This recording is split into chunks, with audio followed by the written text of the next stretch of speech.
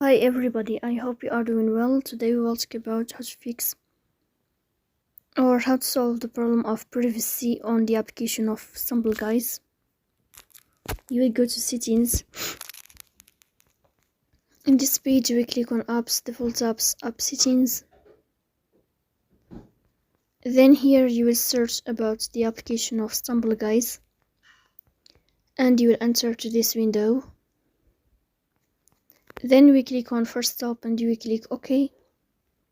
Here you will enter to the window of storage. Then we click on clear cache. Here we go to Play Store.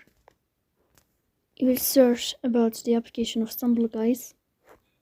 Then you will uninstall your app and you will install it again. So that's all. Don't forget to support us by like and subscribe. See you next time and thank you for your watching and your attention.